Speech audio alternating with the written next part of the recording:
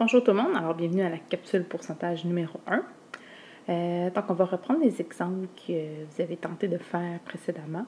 Et pour faire ces exemples-là, dans le fond, on va utiliser un tableau.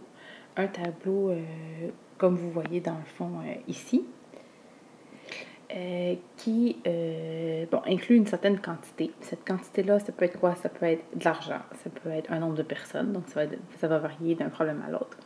Donc, il y a une rangée quantité et il y a une autre rangée qui est pour les pourcentages. Et il y aura toujours 100%, dans le fond, dans mon tableau, si on veut, qui est associé à la situation initiale, la situation de départ ou la quantité de départ, si vous préférez. Par la suite, on a une spécificité. Ça peut être, par exemple, le calcul d'une taxe, d'un rabais, d'une augmentation, une diminution, une particularité dans la situation. On va voir dans les exemples. Et il y a la dernière colonne qui n'est pas toujours présente, ça dépend des problèmes, qui représente notre situation finale. Donc, qu'est-ce qui se passe, par exemple, après diminution ou après augmentation. On va donc faire les exemples un après l'autre. Exemple A. Quel montant paiera-t-on pour un article affiché à 19,95 s'il y a un rabais de 20% et des taxes de 14%? Vous avez déjà fait ce genre de problème-là. Par exemple, vous calculiez soit le rabais ou les taxes en premier, parce qu'on sait que ça revient au même. Si par exemple, vous décidez de calculer le rabais en premier sur 19,95, vous trouvez 20% de 19,95, ça donne le montant du rabais, et le rabais, je le soustrais à 19,95, qui vous fait un nouveau montant. Sur ce nouveau montant-là, vous calculez les taxes de 14% que vous ajoutez au montant précédent, et ça vous fait le montant final. Ça, c'est ce à quoi vous avez été habitué. Moi, je vais vous montrer avec la version tableau qu'est-ce que ça donne.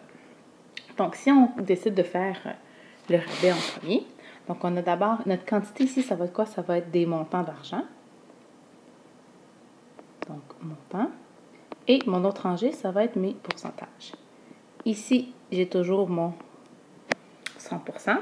Mon montant initial, je l'ai. C'est mon 19,95 $.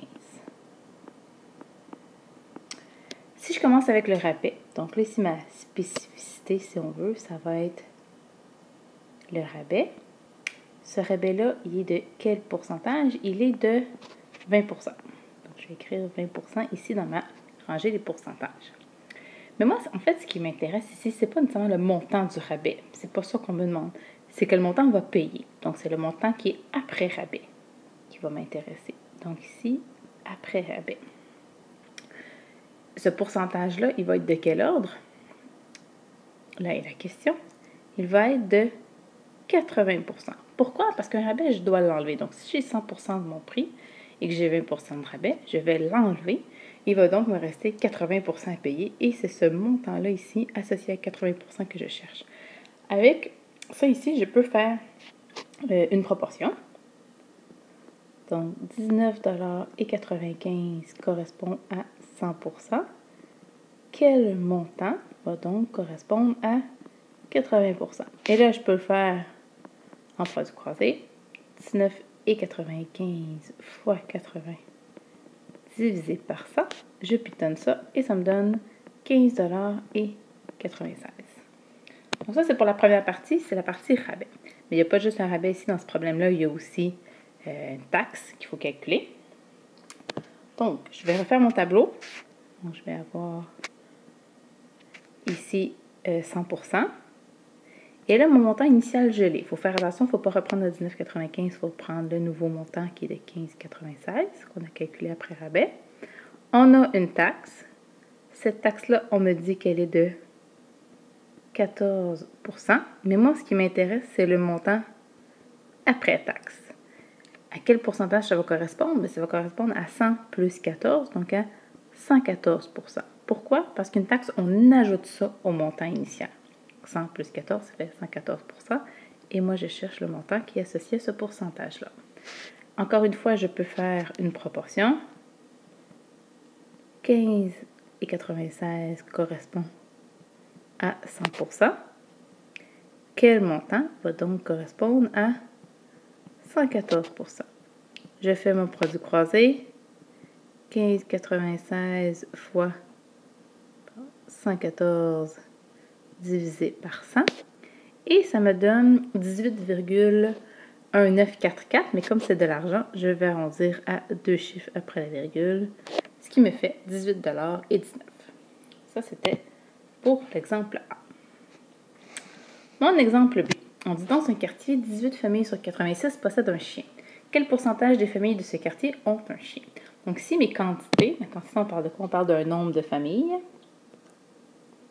Donc, nombre de familles. Et dans mon 30 rangées, ça va être mes pourcentages. J'ai 100% ici. Et ma spécificité ici, c'est mes familles qui ont un chien. Donc, je vais écrire avec chien.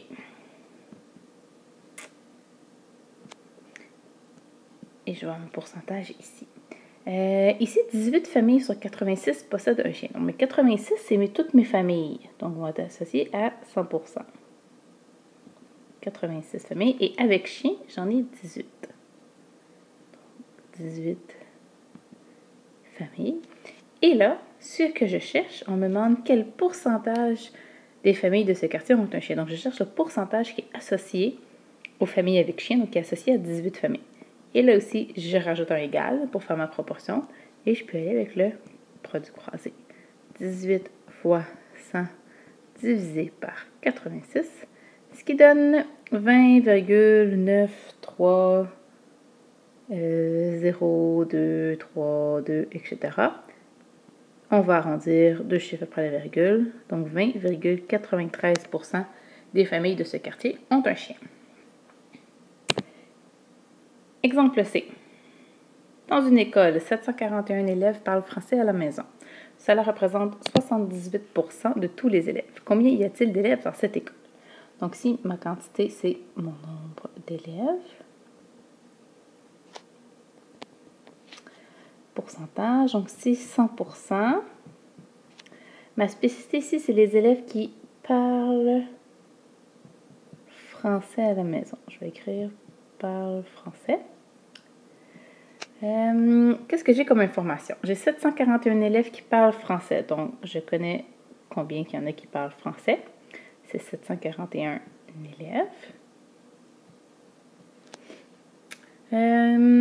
Et on dit que cela représente 78% de tous les élèves. Donc, je connais le pourcentage qui est associé à ce nombre d'élèves-là.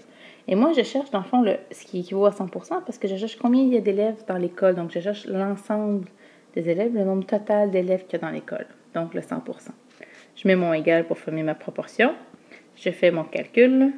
100 fois 741 divisé par 78, ce qui me donne 950 élèves. Dernier exemple. Mia a reçu une augmentation de salaire de 6%. Elle gagne maintenant 40 280 $ par année. Quel était son salaire annuel avant l'augmentation? Donc, si on parle de salaire, on a un pourcentage, 100% ici.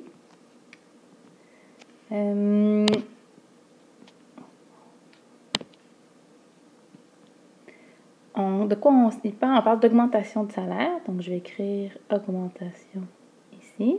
Cette augmentation-là, on me dit qu'elle est de 6%. Et là, on dit qu'elle gagne maintenant 40 280 $. Le 40 280 $, ce n'est pas l'augmentation, c'est le salaire après l'augmentation. Donc, ici, on a 40 280 $. Et ça, ici, ce montant-là de 80 280 $, il est associé à quel pourcentage?